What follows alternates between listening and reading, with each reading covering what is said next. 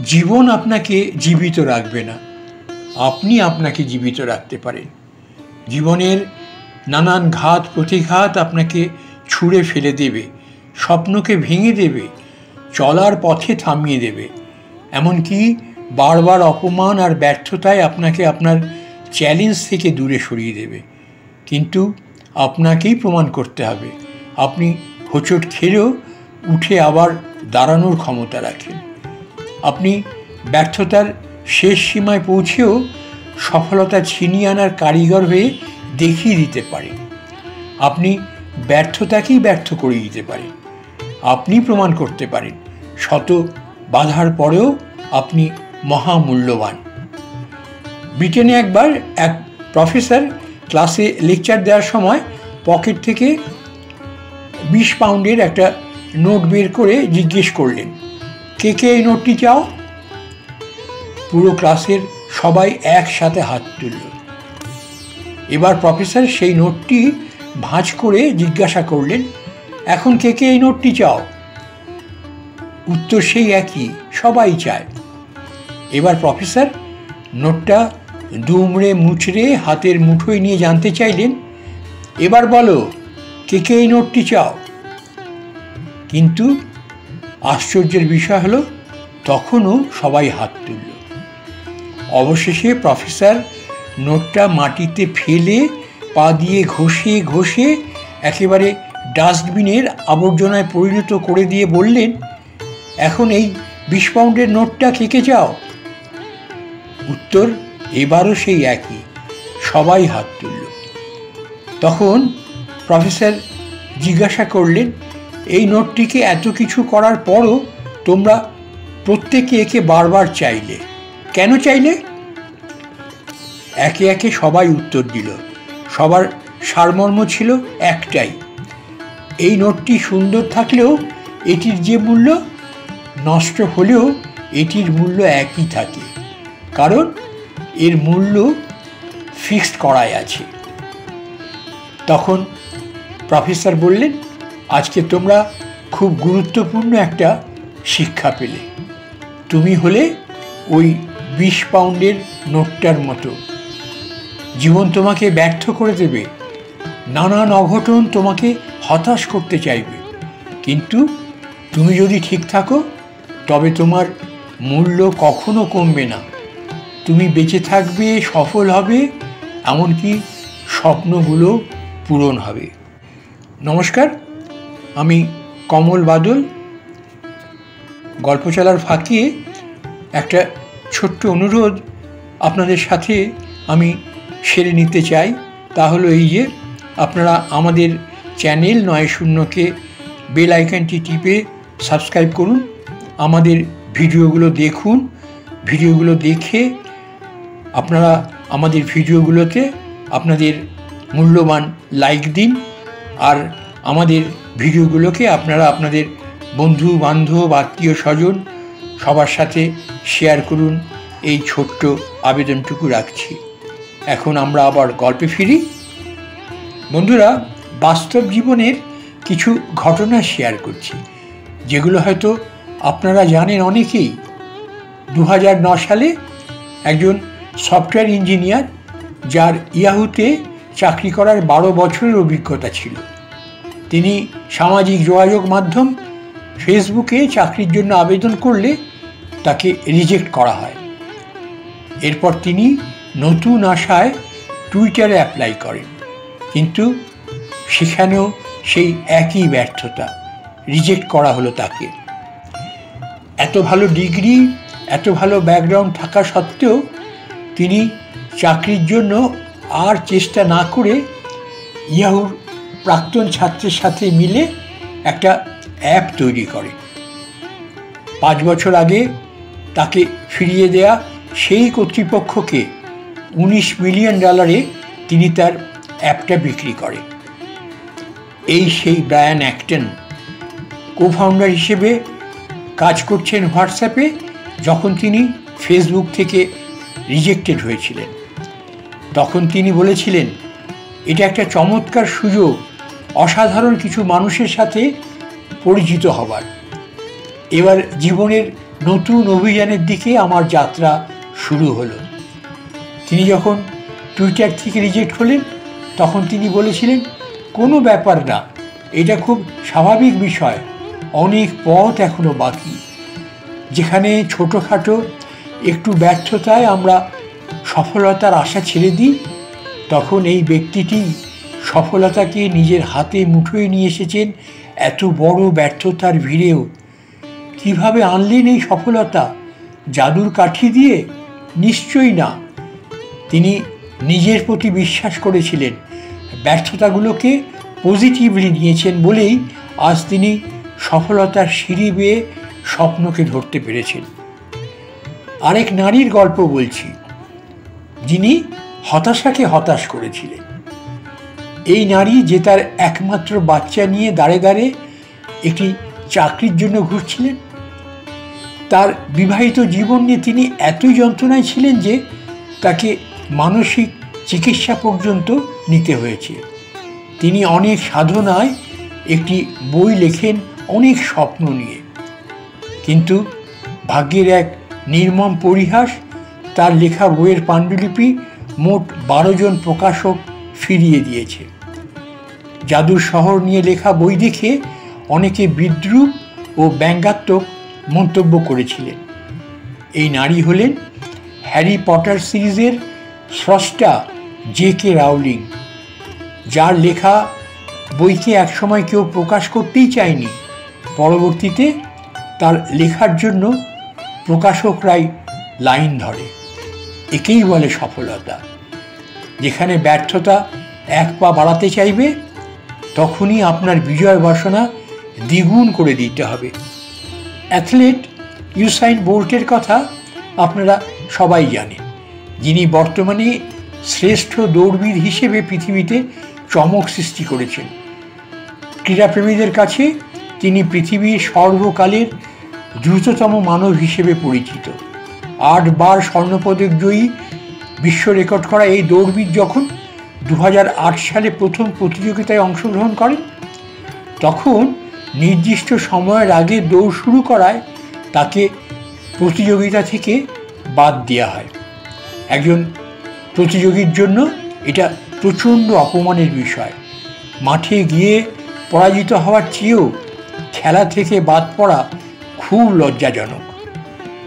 কিন্তু পৃথিবীকে অবাক করে দেওয়া তথ্যটি তিনি সৃষ্টি করে দিলেন। যে মাঠে তিনি অপমানিত হন, তার চেয়েও বড় মাঠের বড় প্রতিযোগিতায় তিনি কিংবদন্তি চ্যাম্পিয়ন হয়ে যান। এমন অসংখ্য উদাহরণ আছে যারা ব্যর্থতাকে সফলতায় পরিণত করে অর্জন করেছে অসাধারণ সফলতা। ব্যর্থতাকে ব্যর্থতা হিসেবে না নিয়ে অভিজ্ঞতা হিসেবে নিলে সেটা হয়ে যায় শিক্ষার একটা অংশ। আর শিক্ষা কখনো বিফলে যায় না। শুধু ব্যর্থতাকে স্বাভাবিক শিক্ষার অংশ হিসেবে নিয়ে জীবনে এগিয়ে যেতে হয়। জীবন যেমনই হোক, নিজের মূল্য কখনো কমে না। যে পুড়ে যাওয়া ধাতু থেকে অলংকার বানাবে ভাবে, সে হয় কারিগর, আর যে শেখে না তার কাছে সেটা পুড়ে যাওয়া ধাতু।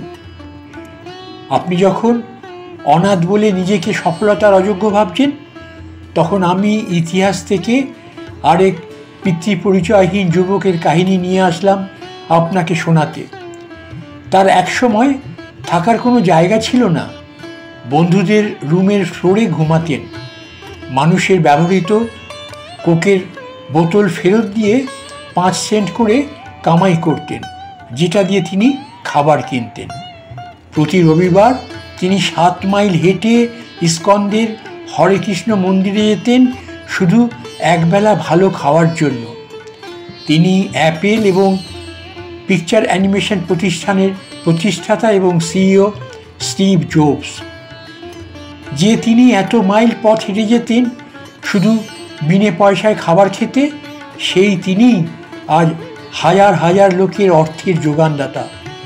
কর্মসংস্থানের ব্যবস্থা করেছেন অনেকের। ইতিহাসের ব্যর্থতাকে তিনি বৃদ্ধাঙ্গুলি দেখিয়ে প্রমাণ করলেন মানুষ তাই হতে পারে যা সে স্বপ্ন দেখে। আরেক যুবকের কথা বলছি, মধ্যবিত্ত পরিবারে তার জন্ম। তাকে বলা হয় হার্ভার্ড বিশ্ববিদ্যালয়ের সবচেয়ে সফল ড্রপ আউট। স্যাট পরীক্ষায় 1600 নম্বরে 1590 নম্বর পান তিনি। কিন্তু কম্পিউটার সফটওয়্যার তৈরির নেশায় তিনি হার্ভার্ড বিশ্ববিদ্যালয় থেকে নাম কাটান। ড্রপ আউট হওয়ার 32 বছর পর হার্ভার্ড বিশ্ববিদ্যালয়ের সমাবর্তন অনুষ্ঠানে সমাবর্তন বক্তা ছিলেন তিনি। যে বিশ্ববিদ্যালয় থেকে ড্রপ আউট হন, একটা সময় এসে সেই একই বিশ্ববিদ্যালয় তাকে গুরুত্বপূর্ণ অতিথি হিসেবে আমন্ত্রণ জানায়। তিনি হলেন বিল গেটস, যার নামটাই অনেক বড় মোটিভেশন। আরেকজন বাবার সাথে মুদির দোকান করত। পরিবারের এতই অভাব ছিল যে স্কুল নাগাদ পড়েই তাকে থেমে যেতে হয়েছিল। সেই ব্যক্তি একসময় হয়ে ওঠেন বিরাট বিপ্লবী নেতা। তিনি হলেন চীনের প্রতিষ্ঠাতা মাও সেতুং। অভাবের তাড়নায় কুলিগিরি করত। একদিন বাসের কন্ডাক্টরের কাজের জন্য গেলে তাকে ধাক্কা দিয়ে বের করে দেওয়া হয়। যে যুবকটি অঙ্কে পারদর্শী নয় বলে বাসের কন্ডাক্টর হতে পারেনি, পরবর্তীতে সেই হয় ব্রিটেনের অর্থমন্ত্রী ও প্রধানমন্ত্রী। নাম তার জন মেজর। যে ব্যক্তিটি অল্প কিছু টাকার আশায় কাজ করতে গিয়ে বিতাড়িত হয়েছিলেন, সেই তিনিই হয়ে গেলেন সে দেশের অর্থনীতির প্রধান হাতিয়ার। বিশ্বাস করুন বন্ধুরা, এসব ঘটনার চাইতে পৃথিবীতে আশ্চর্যের ঘটনা আর কিছুই হতে পারে না। এতক্ষণ যাদের কথা বললাম তারাই হলেন ইতিহাসের সেরা কিংবদন্তি, যারা দুর্যোগকে বানিয়েছেন জীবনের সেরা সুযোগ। পৃথিবীর সকল কিংবদন্তিদের জীবনে দুর্যোগ এসেছিল। তারা শুধু সেটাকে মেনে নিয়েছিল একটা ঘটনা হিসেবে, কিন্তু তারা সেটাকে কখনো জীবনের শেষ পরিণতি ভাবেননি। যার জীবনে যত ব্যর্থতা, তার জীবনে সফলতাটাও বিশ্বব্যাপী। আসুন আরেক কিংবদন্তির কথা শুনি। মাত্র 5 বছর বয়সে তিনি বাবাকে হারান। 16 বছর বয়সে স্কুল থেকে ঝরে পড়েন। 17 বছরের মাথায় মোট 4 বার চাকরি হারিয়েছিলেন। একবার নিজেকে এই অবস্থানে এনে দেখুন তো কেমন লাগে। যেখানে একটা চাকরি না পাওয়ার যন্ত্রণায় আপনি ক্রমাগত হতাশ হচ্ছেন, সেখানে তিনি সেই সোনার হরিণ পেয়েও 4টি বার চাকরি থেকে বিতাড়িত হলেন। কাহিনী এখানেই শেষ নয়। 18 বছর বয়সে তিনি বিয়ে করে নতুন জীবনের সুখের সন্ধান করতে লাগলেন। 19 বছর বয়সে তিনি বাবা হন। সুখের একটু একটু আলো যখন তার জানলা দিয়ে প্রবেশ করছিল, ঠিক তখনই তাকে আরেক যন্ত্রণার মুখোমুখি হতে হলো। সব কষ্ট ভুলে তিনি যখন চেয়েছিলেন তার প্রিয়তমা স্ত্রীর সাথে জীবনের বাকি সময়টুকু আনন্দে কাটাবেন, ঠিক সেই সময়ই অর্থাৎ 20 বছর বয়সে তার স্ত্রী তাকে ফেলে রেখে চলে যায় আর কন্যান সন্তানটিকেও নিয়ে যায় সাথে। তিনি আবারও একা হয়ে পড়লেন। তার জীবনে বারবার পেয়ে হারানোর যন্ত্রণাগুলোই এসেছে। না পাওয়ার চেয়েও মারাত্মক কষ্ট আর যন্ত্রণা দেয় পেয়ে হারানোর বেদনাগুলো। পরবর্তীতে তিনি নতুন জীবনের সন্ধানে সেনাবাহিনীতে যোগদান করেন এবং সেখানে ব্যর্থ হন। বেঁচে থাকার তাগিদে তিনি ইন্স্যুরেন্স কোম্পানিতে যোগদান করেন এবং সেখানেও সফলতার দেখা পাননি। জীবনের সব কিছু হারিয়ে এবার তিনি চাকরি নিলেন রেল লাইনের কন্ট্রাক্টর হিসেবে, কিন্তু সেখানেও সুবিধে করতে পারেননি। বেশি দিন টিকতে পারলেন না সেখানেও। অবশেষে এক ক্যাফেতে রাঁধুনির চাকরি নেন। 65 বছর বয়সে তিনি অবসরে গিয়েছিলেন।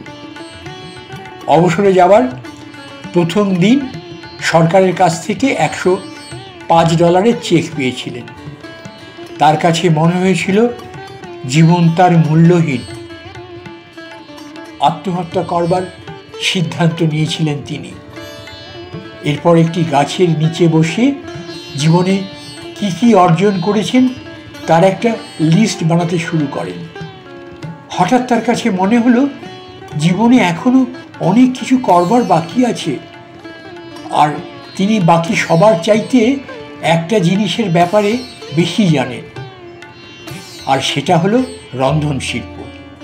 তিনি $87 ধার করলেন সেই চেকের বিপরীতে, আর কিছু মুরগি কিনে এনে নিজের রেসিপি দিয়ে সেগুলো ফ্রাই করলেন। এরপর কেনটাকি প্রতিবেশীর দাঁড়ে দাঁড়ে গিয়ে সেই ফ্রাইড চিকেন বিক্রি করা শুরু করলেন। পরবর্তীতে তার এই ফ্রাইড চিকেন এতটাই জনপ্রিয় হলো যে তাতেই জন্ম নিল কেনটাকি ফ্রাইড চিকেন তথা KFCর। 65 বছর বয়সে তিনি আত্মহত্যা করতে চেয়েছিলেন, আর 88 বছর বয়সে এসে কর্নেল স্যান্ডার্স বিলিয়নিয়ার হয়ে গিয়েছিলেন। জীবনের সব কটি ঘটনা যখন আপনাকে আস্থা করে নিক্ষেপ করতে চাইবে, আপনাকে হতাশ করতে চাইবে, আপনি তখন শুধু নিজের বিশ্বাসটুকুকেই প্রাধান্য দেবেন। যে ব্যক্তিটি পদে পদে ব্যর্থতা নিয়ে বেঁচেছিলেন, সেই তিনিই আজ জীবনের শেষ চেষ্টায় নিজের ছোট কাজকে বিশাল আকারে গড়ে তুলেছেন KFC হিসেবে। আজ বিভিন্ন দেশে তিনি স্মরণীয় হয়ে আছেন KFCর প্রতিষ্ঠাতা হিসেবে। কে রাখে আজ তার এই ব্যর্থতার খবর? সবাই আপনার সফলতাকেই মনে রাখবে, ব্যর্থতাকে নয়। অতএব দু একটি ব্যর্থতার ঘটনায় আপনাকে কখনো পরাজিত করতে পারবে না যদি আপনি ঠিক থাকেন।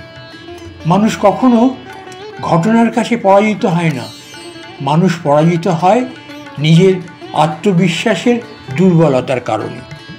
বন্ধুরা, যে ঘটনাটি আপনার কাছে দুর্যোগ হয়ে আসলো, সেই একই ঘটনা হয়তো অন্য কারো কাছে সুযোগের অনুপ্রেরণা হলো। ব্যর্থতাকে কখনো চরম পরিণতি না ভেবে শুধু একটা ঘটনা ভেবেই বিদায় দিন।